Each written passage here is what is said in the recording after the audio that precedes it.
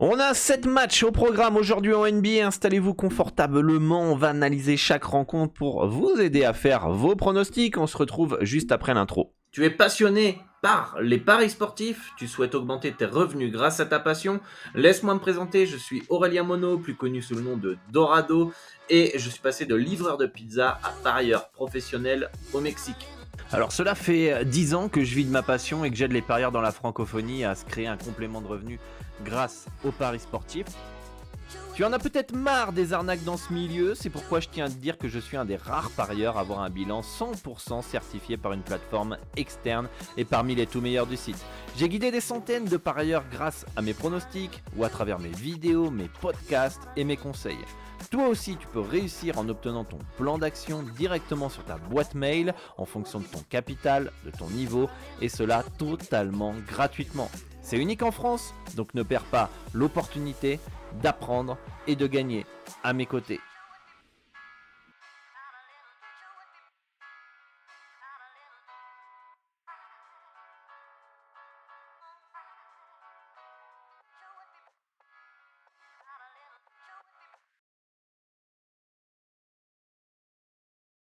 Et bienvenue à tous dans l'Expert, votre émission du lundi au vendredi où on analyse la map NBA. J'espère que vous avez la forme. Bienvenue à tous les nouveaux. N'hésitez pas à vous abonner à la chaîne YouTube et d'activer la cloche des notifications pour ne louper aucune des prochaines vidéos. Merci à tous ceux qui like, qui commentent. Ça fait plaisir de voir qu'il y a du soutien au niveau de la chaîne YouTube et du travail que je vous partage gratuitement. J'espère que vous avez passé une belle soirée NBA. Pour ma part, 1 sur 1 hier, j'avais Brooklyn plus 10,5 qui est passé à Milwaukee. Ça fait plaisir. J'espère que ma vidéo et mes conseils vous ont aidé à gagner un peu d'argent hier. J'espère que vous êtes prêts pour cette émission où on va commencer directement dans le vif du sujet. On a 7 matchs.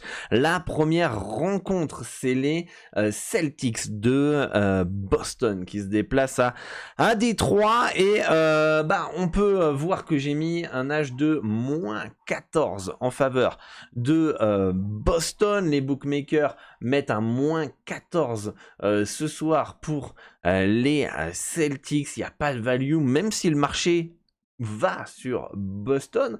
Et moi, je vous dis de vous méfier de cette rencontre-là. Pourquoi ? Parce que déjà, il n'y a pas de value d'un point de vue handicap, mais parce qu'on a aussi Jaylen Brown, Jason Tatum, Porzingis, Jrue Holiday, Al Horford qui sont incertains ce soir et ça ne m'étonne pas. On est à quelques matchs de la fin de la saison régulière, il reste à peu près entre une dizaine de matchs à peu près avant les playoffs et quand on regarde le classement, on peut voir que Boston a 10 victoires d'avance sur Milwaukee, deuxième, à 7 victoires d'avance sur OKC en conférence Ouest, ce qui veut dire que ils peuvent gérer cette fin de saison et ces 10 derniers matchs en mettant au repos quelques joueurs majeurs. Vraisemblablement, Boston aura l'avantage du terrain en finale NBA. Donc les Celtics peuvent vraiment gérer ces derniers matchs. Pourquoi forcer ce soir à Détroit ? Donc pour moi, ça me semble vraiment pas intéressant cet handicap. D'un point de vue cut, je mets un cut à 226 et demi. On va voir ce que nous proposent les bookmakers et notamment Pinacle PS3838. Je vous invite à avoir un compte sur ce bookmaker là parce que c'est celui qui propose les meilleurs cotes sur le marché mondial. C'est celui qui ne limite pas les parieurs gagnants. Donc si vous voulez vraiment arrondir vos fins de mois ou gagner de l'argent, devenir professionnel, etc., semi-professionnel, tout dépend de vos différents objectifs.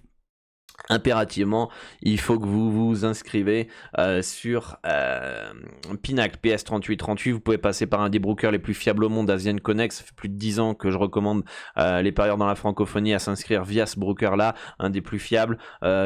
Très sérieux, je suis vraiment satisfait de leur service. Tous les membres que j'ai accompagnés aussi, on peut affirmer que les retraits sont sécurisés et fiables, donc n'hésitez pas à suivre mon tuto vidéo, le lien il est dans la description. Et même si jamais vous faites ça pour le fun, je vous invite quand même à parier sur les meilleures cotes. De toute façon, vous allez gagner plus d'argent en pariant sur les meilleures cotes, donc même si vous faites pour le fun, si vous voulez gagner plus d'argent, au mieux parier sur les cotes les plus élevées. Voilà, donc Boston On a dit combien? Je sais même plus ce qu'on a dit. 226 et demi.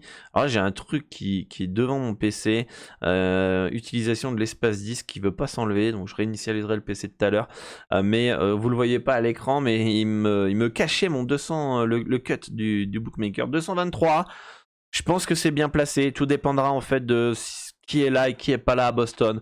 Bon, pour moi, pour le moment, on touche pas cette rencontre-là tant qu'on sait pas qui va jouer, qui va pas jouer du côté des Celtics.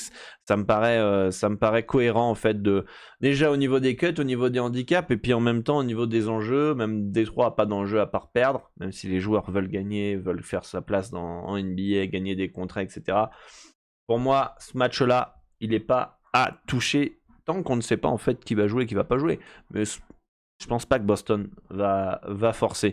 Deuxième match, c'est les Raptors qui eux aussi ont plein de blessés et qui en gros ont mis fin à leur saison. Hein. Vous pouvez voir à l'écran ici Scotty Barnes forfait, RJ Barrett forfait, Chris Boucher forfait, Poeltl forfait, Quickley forfait.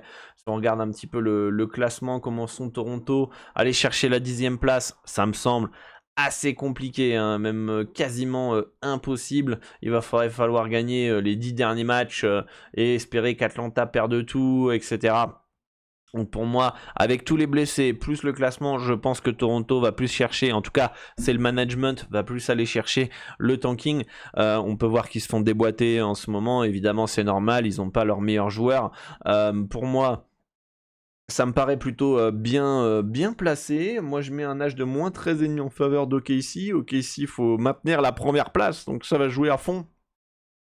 Ça va jouer à fond. Les bookmakers mettent un âge de moins 15,5 en faveur du Thunder, qui me paraît logique, qui va légèrement plus dessus. Et pour moi, bon, bah, il n'y a pas de value d'un point de vue handicap. Au niveau des cuts.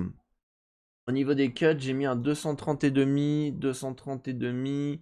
On peut voir que c'est un 231 et demi ici et le marché va plus sur un over a priori très léger, mais avec toutes les absences du côté de Toronto, je me méfie quand même d'un cut. En tout cas, il est plutôt correctement bien placé. Donc pour moi, c'est pas forcément intéressant non plus de parier sur ce match-là. On va passer à la rencontre suivante entre le Heat de Miami qui reçoit les Pélicans. Alors attention, parce que les Pélicans, ils sont en troisième match en 4 jours back-to-back. Et on a aussi Brandon Ingram qui est forfait. Il est double full. Mais à mon avis, il va pas forcer. Niveau classement, les deux équipes... Hop. Niveau équipes, Miami, c'est bien Miami, New Orleans, on est bien d'accord. Miami peuvent s'éviter le playing en gagnant, donc c'est important cette fin de saison pour eux. Qu'est-ce qu'on a aussi du côté de New Orleans? New Orleans, faut éviter le playing aussi, donc c'est un match quand même plutôt à enjeu. Je mets un handicap de moins 2,5 en faveur du Heat. En faveur du Heat. On va aller voir qu'est-ce que nous dit Pinacle. Moins 2,5, c'est un moins 3 en faveur du Heat de Miami qui part légèrement favori, donc plutôt bien placé. On a un cut à 209 points. Et de ma part, c'est un cut à 214,5. Il est un peu bas, donc le over 209,5 à 1,934 paraît intéressant, les amis. Après, attention, un over avec Miami. Un over dans un match où il y a de l'enjeu, parce qu'il y a de l'enjeu, où ça risque de défendre un poil plus, pas plus fan que ça. J'ai quand même regardé les 3 derniers matchs, puisque la dynamique under, on l'a uniquement depuis le All-Star Game, voir un peu ce que font les deux équipes. Ils sont à 218 les Pélicans. Miami, ils sont à 201,5. Miami est en mode défense sur les 3 derniers matchs, en mode rythme plutôt lent. Et pour moi, ce over me semble dangereux par rapport à la moyenne, l'enjeu, etc. J'irai pas sur un under parce que le cut il est trop bas par rapport à la moyenne, les 3 derniers matchs, etc. Et puis le potentiel offensif, mine de rien, des deux équipes, parce que Miami, on les a vus quand même parfois scorer. Ils sont très très difficiles à lire, Miami, d'un point de vue over-under, parce que franchement, on les a vus faire des matchs à 120 points, 115 points, des matchs vraiment pétés offensivement parce qu'ils ont Ils ont mis les barbelés, mais cette équipe, elle fait un peu ce qu'elle veut, quoi. Et je serais vraiment pas étonné, attention, comme d'hab, hein, Miami en playoff dans 2 semaines. Dans 2 semaines, vous allez voir, Miami, ça va être limite pas la même équipe. Hein. C'est sûr, ça va défendre, c'est sûr, ça va jouer dur, ça va rentrer dans le lard. Je pense qu'il y a beaucoup d'équipes dans la conférence Est qui veulent pas jouer Miami au premier tour. Et imaginez. Non, Miami, je pense qu'ils vont pas finir 8ème. Remarque, peuvent finir 7ème ou 8ème. Ça m'étonnerait qu'ils finissent 8ème. Mais même les Bucks, vous croyez que les Bucks, ils ont envie de jouer Miami au premier tour? Surtout qu'ils ont des mauvais souvenirs. Hein. Vous pensez que Boston a envie de jouer Miami au premier tour? Ça fait chier, hein. On préfère jouer du petit Chicago ou du petit Atlanta quand même, hein. Voire même Philly si Embiid il est pas là. Hein. Donc attention à cette équipe de Miami, tous les novices. Je pense que ceux qui suivent l'expert depuis plusieurs années, vous savez que Miami c'est une équipe de playoff. Donc on se méfie d'eux en saison régulière, ils sont pas foufou, mais en playoff, en fait leur classement ne reflète pas du tout leur niveau. Ils étaient en finale l'année dernière. Je crois qu'ils avaient fini 8ème l'année dernière. Hein. Je sais plus. En tout cas, ils avaient fait le play-in de mémoire. Voilà, mais ils avaient réussi à aller en finale. C'était la première fois depuis New York en 1999 le 8ème avait réussi à aller en finale. Voilà, donc pour moi, il n'y a rien d'intéressant non plus sur ce match-là. On va partir sur le match suivant. Hop là, let's go. C'est Minnesota qui reçoit Cleveland ce soir. Alors je mets un handicap de moins 4,5 en faveur des Wolves de Minnesota. Les bookmakers nous mettent ils sont où? Hop là, moins 7,5 en faveur de Minnesota, plus 7,5 en faveur de Cleveland. Il est un peu haut ce petit Cleveland plus 7,5, mais attention, tout va dépendre de qui sera là ce soir du côté des Minnesota Timberwolves notamment. Puisque Cleveland joue sans Donovan Mitchell, Evan Mobley, Max Strus. J'espère quand même, moi, en tant que fan des Cavs, ils vont être de retour. On va être enfin au complet, j'espère, pour les playoffs. Ce serait cool, parce que l'équipe, elle a quand même du potentiel. Elle fait une belle saison avec tous les blessés. J'espère quand même que ça va être chaud. Et ils vont être tous là. On peut voir Anthony Edwards, Rudy Gobert, Reid, incertain. J'ai envie de vous dire, si les trois sont pas là, un Cleveland plus 7,5 peut être intéressant. Évidemment, pour moi, il y a un des deux qui va jouer. Ok. Est-ce qu'il y a de l'enjeu d'ailleurs des deux équipes? Normalement, oui. Un petit peu d'enjeu. Cleveland, ils peuvent aller chercher la deuxième place. Allez, mes cocos, il faut garder la troisième. Hein. Attention, il y a Orlando et New York qui poussent derrière. Attention, New York, hein, aussi beaucoup de blessés. 5ème, belle saison. Bon, ça, c'est le petit aparté. On a les Wolves de Minnesota qui peuvent aller chercher la deuxième place. La troisième, faut l'assurer, mais ils ont une petite avance quand même. Voilà. Mais pour moi, attention quand même, s'il manque Anthony Edwards et Rudy Gobert, eh bien, Cleveland plus 7,5 peut être intéressant. Le marché va légèrement contre, ça spécule peut-être sur la présence d'un des deux. Possible, parce que si un des deux est là, voire les deux sont là, ça spécule peut-être que les deux sont là, la cote elle va baisser, et donc du coup vous avez une value. Mais pour moi, on va aller s'amuser. Hop, on va aller ici. Qu'est-ce que ça nous donne comme handicap? Si Minnesota, Miami, ok, Minnesota. Si au moins Anthony Edwards et Rudy Gobert sont là, quel handicap nous avons sur la rencontre? On va aller hop, ici. Voilà, on a un moins 7, comme vous voyez à l'écran ici. Moins 7 en faveur de Minnesota. Donc si les deux sont là, pour moi, il n'y a pas de value. Pour moi, il n'y a pas de value.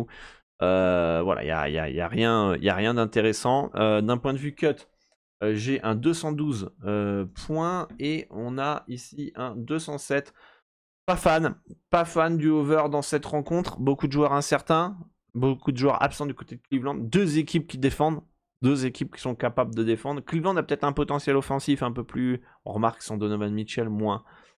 Mais en tout cas, c'est deux équipes qui défendent. Le cut, il est quand même bas pour partir sur un under. Il est à 207. Hein. Il est à 207 ici.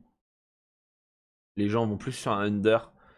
trouve quand même que le cut est plutôt bien placé en soi quand on connaît le style des deux équipes. Donc pour moi, encore rien d'intéressant dans cette rencontre. Il n'y a rien qui me chauffe plus que ça. Et du coup, on va partir sur le match suivant. Mais donc Cleveland plus 7,5 pour être intéressant si il manque des joueurs. Évidemment, il va baisser, ça va se réadapter, le marché va pricer. En fait, là, on est plus sur de la spéculation qu'autre chose. Partons sur San Antonio face à Memphis. San Antonio qui part logiquement favori. D'ailleurs, j'ai regardé, je me souviens même plus ce match-là. Voilà, logiquement favori. Voilà, moins 6 ici. On a un moins 6, non, un moins 6, un 925. Bien placé. Bien placé, les Spurs partent logiquement favoris quand on regarde un peu la liste de courses des deux équipes, même si Memphis joue bien quand même, et sont pas ridicules avec toutes les absences. Voilà, comment on peut partir sur un Memphis plus 6,5 à l'extérieur à San Antonio avec tout ça incertain, forfait, etc. Compliqué. Vous pensez que Jaren Jackson Jr., qui a volé son titre de meilleur défenseur l'année dernière face à Evan Mobley des Cleveland Cavaliers, hashtag je suis chauvin, va pouvoir limiter Victor Wembanyama. Non, voilà. Non, mais je pense que... Attention. Alors déjà, attention à ne pas sous-estimer cette équipe de Memphis. Mais on part du principe, est-ce qu'il y a value sur les Grizzlies ce soir? Comme je vous l'ai dit, d'un point de vue stat, d'un point de vue absence, a priori, non. Non, j'ai un moins 6, c'est un plus 6, moins 6, il n'y a rien à faire. Okay. Maintenant, niveau over-under. Niveau over-under, on a un 233,5 points en faveur de cette rencontre. Que nous dit le marché? Il est où le marché? Il est là. On a un cut à 216,5 points. Donc on a encore une tendance over de toute façon. On a des tendances over depuis quelques semaines. Ok. Le marché qui n'arrive pas vraiment à se décider, ça va être over, under, etc. 216,5 points. S'il y a que San Antonio, c'est plutôt pas mal. Mais Memphis avec tous les absences, moins de... Comment on appelle ça? Moins d'opportunités de tir, moins de points potentiels. Et donc du coup... le over en danger avec Memphis en face, qui est capable de scorer complètement, carrément moins avec tous les blessés, évidemment, c'est normal, il y a moins de talent, etc. Ça joue un pace qui est plutôt lent. Donc pour moi, cette rencontre aussi, pareil, pas intéressant à parier. Ça me paraît plutôt bien placé. Partons sur le match suivant, c'est le Golden State qui reçoit Indiana. Golden State, moins 2,5 à domicile face aux Pacers. On a un moins 5 en faveur de Golden State. Un poil haut. S'il y a une petite value, c'est peut-être sur Indiana plus 5 pour moi. Je pense que Indiana, s'ils arrivent à imposer un tempo, mais fort, hein, ils sont dans un bon soir, etc. Je pense qu'Indiana peut gagner à Golden State. Je ne serais pas une surprise. Il va falloir un très bon Warriors, sérieux, etc. Défensivement, adroit. Mais Indiana, c'est le genre d'équipe, si elle défend pas, bon, elle défend pas, ok? Elle joue à fond l'attaque. Okay. Donc, si elle défend pas et met rien en attaque, elle peut se faire, pas déboîter, mais elle va perdre. Voilà. Indiana, par contre... s'ils sont en feu et que toi en face, t'es pas dans un bon soir, tu peux prendre fessé. C'est ce genre d'équipe en fait. Je dis pas qu'Indiana va mettre fessé à Golden State là-bas, mais c'est pour vous dire un peu que je pense que si Indiana arrive à imposer son tempo, arrive à dominer, arrive à créer des complications où Golden State, à part Curry, ils n'arrivent pas à suivre, je serais pas surpris qu'à la mi-temps, genre, les Pacers, ils sont devant. Ensuite, il y a un pullback un comeback des Warriors. Ça revient dans le troisième quart-temps. On a match à la fin. Voilà, ça peut être ce type de match où vraiment Golden State galère un peu ce soir. Pour moi, le plus 5 me paraît intéressant. Partir sur un moins 5, moins 5,5 pour les Warriors, certes, c'est chez eux. Certes, ils sont au complet. Où il doit peut-être manquer, où il y a juste Draymond Green qui est incertain, qui est le pilier de leur défense finalement. je serais pas vraiment serein. C'est plus le Warriors il y a quelques années où t'es chez eux et c'est un rouleau compresseur défensivement, offensivement, voilà. On sent bien que c'est les Warriors en fin de cycle. Tu prends de Indiana, tu peux prendre cher. 240 points, le cut. Hmm.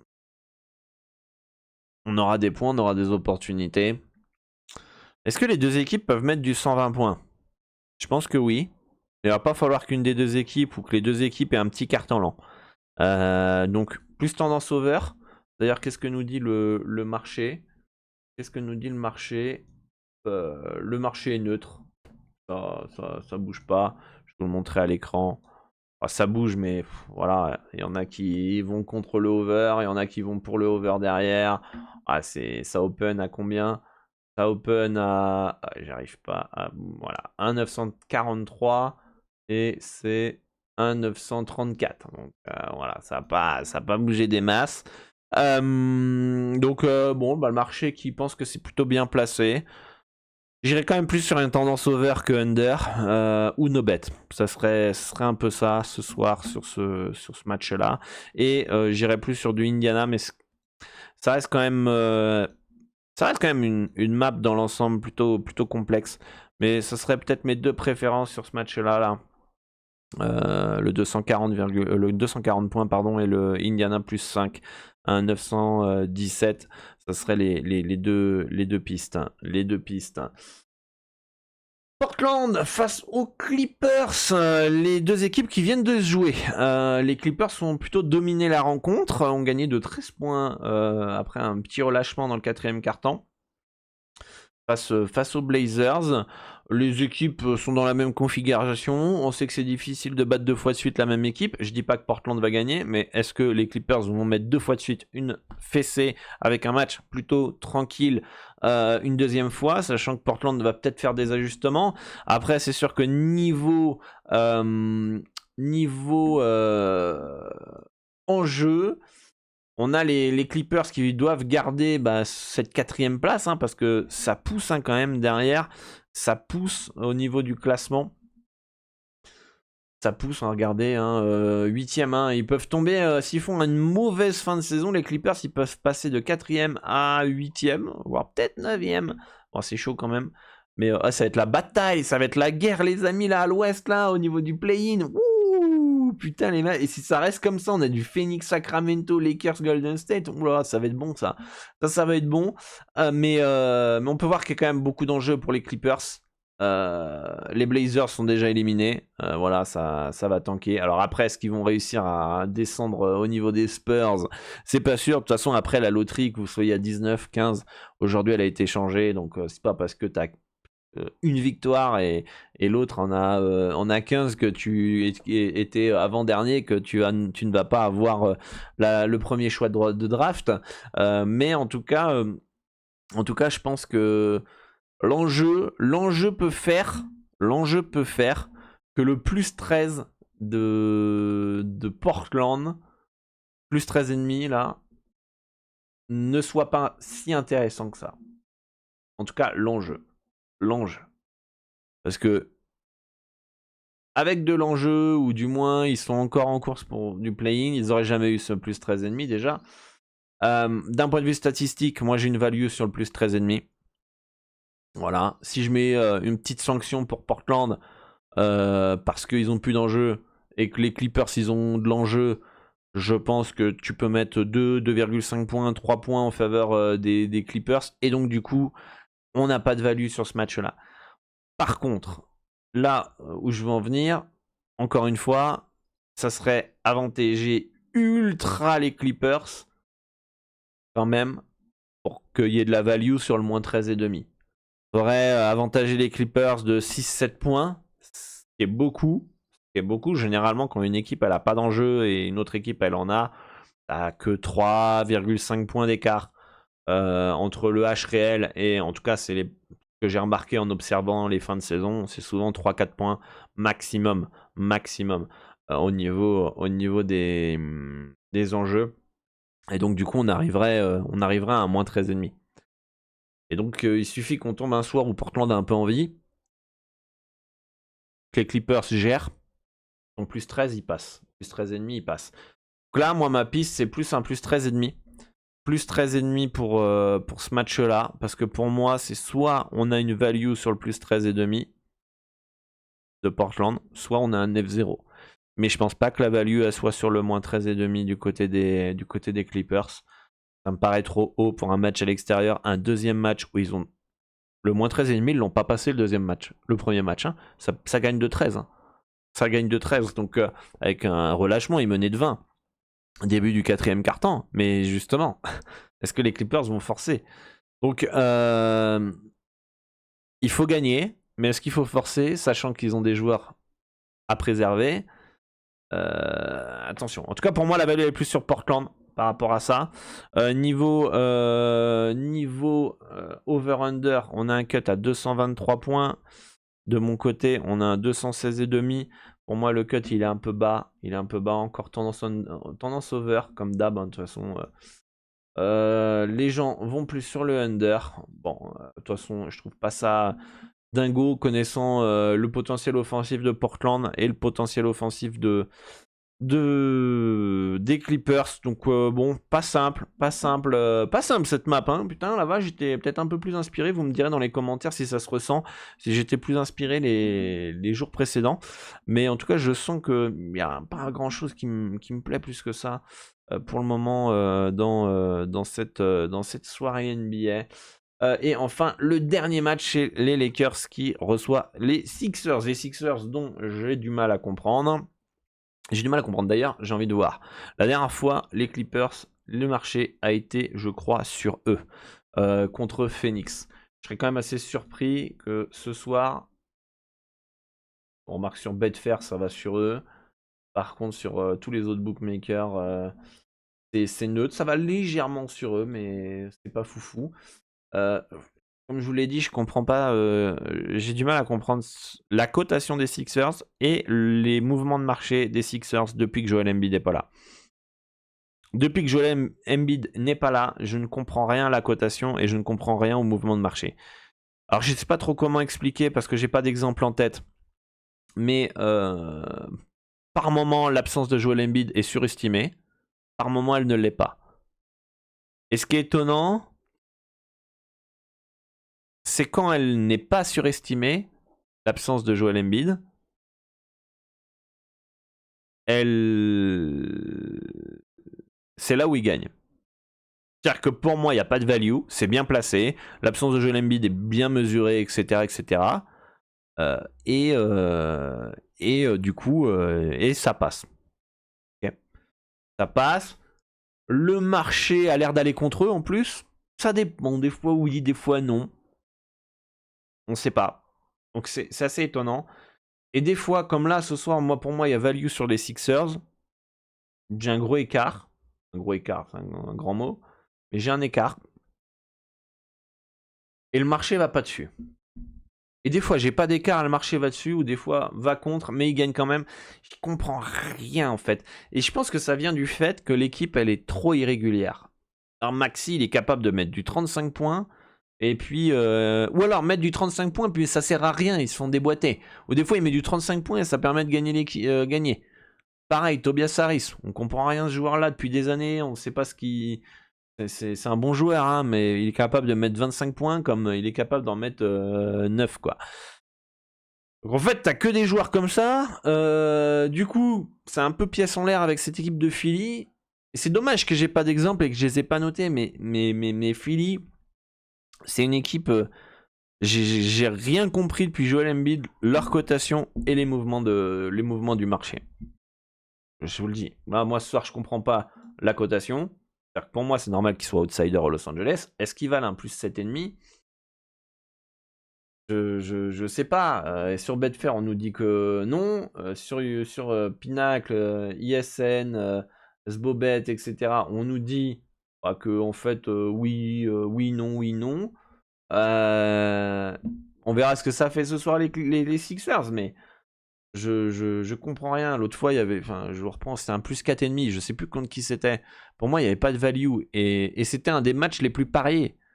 À Las Vegas, les gens allaient sur les Sixers, plus 4,5. C'était un des matchs où il y avait le plus de mise. Le marché à fond à aller dessus. Ils ont gagné, ou je sais même plus ce que ça a fait. Je vais pas vous mentir, je sais plus ce que ça a fait, mais bon, bref. Et puis, le lendemain, ou pas le lendemain, mais 2 jours après, tout le monde allait contre Philadelphie. Et je sais plus ce que ça a fait aussi. Enfin, bref. C'est... Je capte pas. Je pense que le marché, comme les bookmakers, a du mal à jauger cette équipe.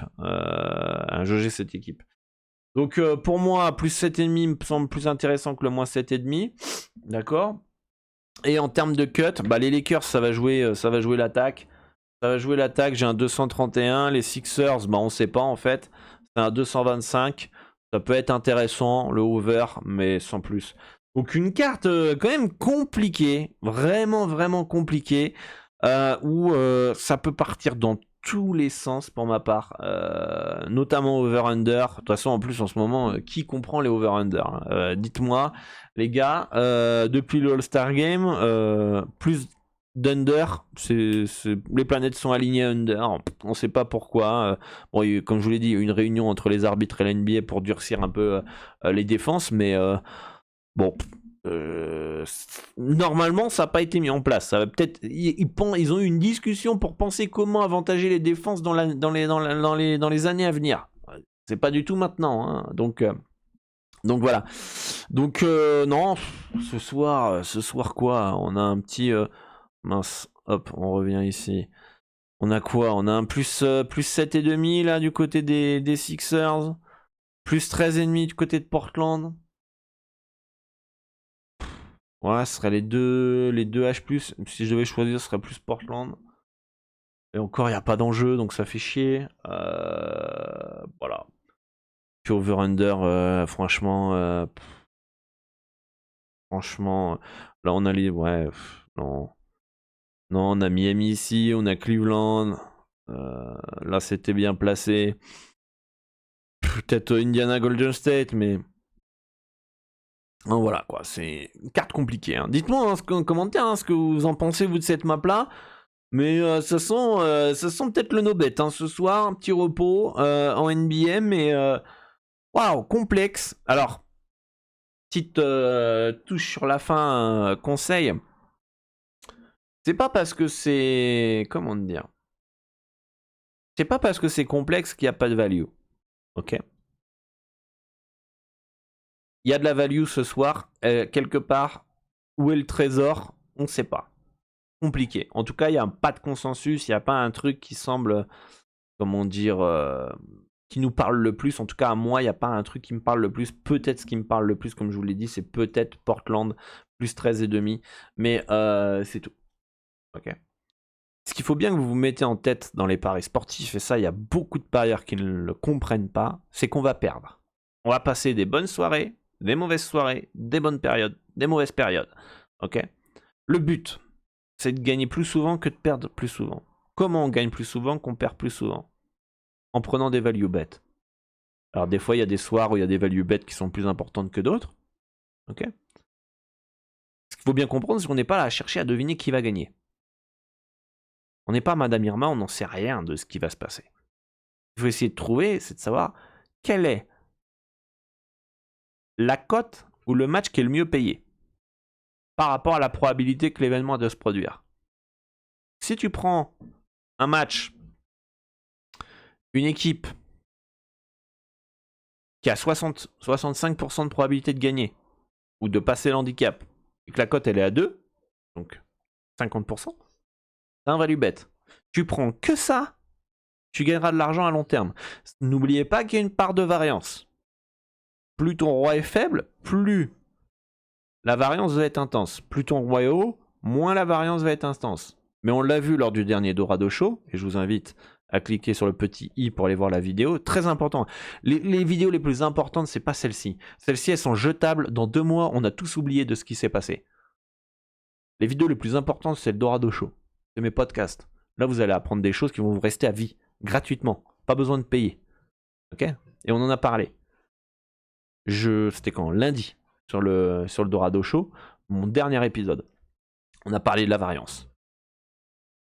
Donc, faut pas oublier que, 1, on va perdre des paris sportifs, on va perdre des pronostics, C'est la règle du jeu. Si t'as pas envie de perdre, ne fais pas de paris sportifs.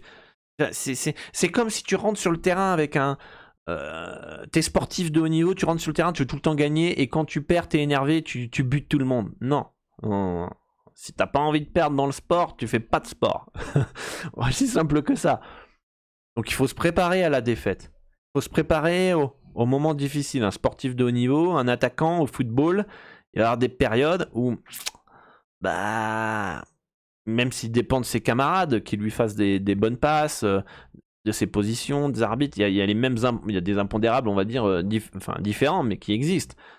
Là, il va peut-être avoir 2-3 face à face, il va rater les 3, il va perdre en confiance, il va pas pouvoir marquer tous les buts à chaque tir. Pareil au basket. T'as beau être le meilleur du monde, Stephen Curry, il a fait un match à combien c'est le meilleur joueur de l'histoire à 3 points, il a fait un match à 0/11 à 3 points. C'est le meilleur joueur à 3 points de l'histoire de la NBA. Donc, prêt à perdre. On se prépare mentalement, etc. Et je ferai une vidéo là-dessus. On ne focus pas la perte comme un échec. Ok ? Ça, c'est hyper important. Ok ? Donc, on se prépare à perdre et on essaie de faire le maximum pour détecter les value bets afin de gagner à long terme. Ok ? Ça, c'est hyper important. Et ce soir, on est dans une soirée. Pour moi, en tout cas. Pour vous, c'est différent. Peut-être que vous avez... Putain, la carte, elle est trop belle, je la kiffe. Parfait pour vous. Si vous avez le nez, si vous avez mieux analysé peut-être que moi, que vous êtes beaucoup plus précis que moi aujourd'hui. Ok ? Parfait. Fine. Nickel. Ok ? Pour moi, aujourd'hui, c'est pas le cas. Je peux forcer entre guillemets, le pronostic sur Portland. Parce que c'est pas forcé. Portland plus 13,5, voire même les Sixers plus 7,5. J'estime que c'est value, j'y vais, je dis qu'à long terme, j'ai raison. C'est-à-dire que 55% du temps, j'ai raison. 57% du temps, j'ai raison. 53. Ouais, mais je vais prendre des cotes à 2. Et ça, à long terme, ça va être rentable. Mais je vais avoir un roi faible. Du coup, plus de variance. Donc, je peux faire 0/2 ce soir. J'en suis au courant. Et le piège, finalement, dans ces soirées-là, où les week-ends, ou les journées, ou les championnats, où vous voyez des choses intéressantes, mais vous osez pas les prendre, c'est parce que vous avez peur de perdre. Aversion à la perte. Et cette aversion à la perte peut vous faire rater des opportunités. Ok ? Donc, même si la soirée n'est pas bonne, si vous avez de value, sauf s'il y a un argument qui est vraiment décisif dans votre prise de décision, qui vous empêche de valider le bet, prenez-le pas. Mais sinon, prenez-le. Parce que là, on est vraiment dans l'aversion au risque. Quand il y a une carte qui vous plaît pas, c'est parce que vous avez peur de perdre. Parce que vous êtes là en mode, j'ai envie de gagner ce soir. Évidemment, on a tous envie de gagner, sauf qu'on va perdre. Forcément, on va perdre. Tôt ou tard, on va perdre. Même si tu prends le bet que tu sens le mieux, de la meilleure soirée, ça vous est déjà arrivé de prendre des bets où vous le sentiez bien. Ah, je sentais bien cette soirée, putain, et vous faites une soirée de merde. Ça nous est tous arrivé. Et que des fois, c'est les bets les moins probables. Enfin, les moins probables. C'est celui que vous aimiez le moins qui va passer. C'est ça, en fait, faut faire attention. Et là, c'est que de la psychologie du mental. Là, t'as un combat face à toi. Donc, ce soir, on a des opportunités. C'est peut-être pas la plus belle soirée de l'année. Il y en aura d'autres. On gère notre money management. On prend les values à l'instant T. Et on verra. On fait 0/2 ce soir, on fait 0/3, on fait 0/1, peu importe. On s'en fout. On a pris la value au bon moment. Ok ? On fait 2/2, super, nickel. On continue, on enchaîne. C'est qu'une soirée. Une soirée. Il y en a combien qui ont fait des meilleures soirées que moi en NBA ? Forcément. Enfin, vous aussi, vous le voyez. Hier, j'ai fait 0/4. Je restais sur un 5/5. Peut-être que moi, quand j'étais sur un 5/5, j'ai fait 5/5, super, nickel. Vous avez fait une période de merde. De merde, vous m'avez compris. Et le soir où moi, je fais 0/4, vous avez fait 2/2. Vous avez fait une meilleure soirée que moi. Mais à long terme. Voilà, à long terme. Dans 10 ans.